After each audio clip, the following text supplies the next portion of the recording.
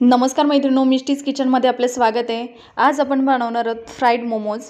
हे मोमोज खूप छान लागतात, मस्त गरमागरम सॉस सोबत खायचे खूपच छान लागतात। चला तर आता आपण पुढची प्रोसेस पाहूया।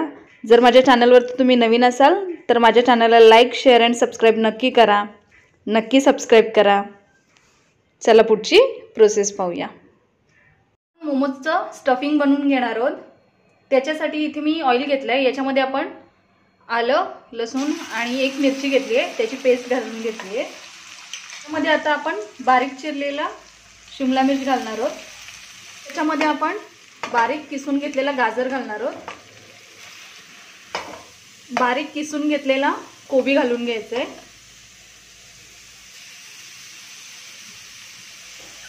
आणि आता आपण याच्यामध्ये इथे मी पनीर घेतलाय, तो बारीक कुस्करून घेतलाय, तो याच्यामध्ये घालून घ्यायचा आहे।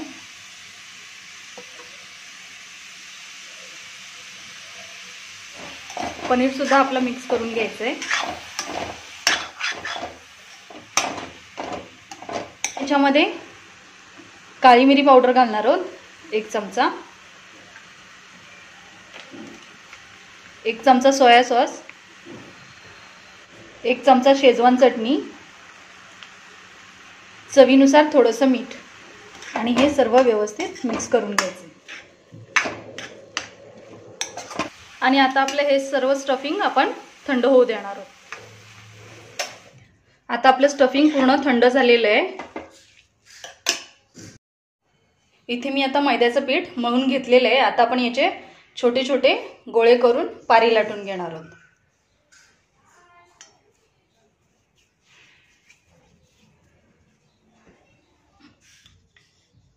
आता आपण याची पारी लाटून घ्यायची।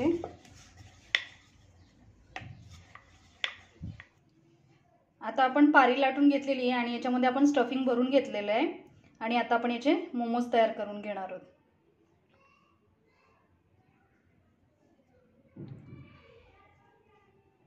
तुम्हाला जसा आवडेल तो आकार तुम्ही देऊ शकता। आता आपले मोमोज असे तयार आहेत। आता आपण हे फ्राय करून घेणार आहोत।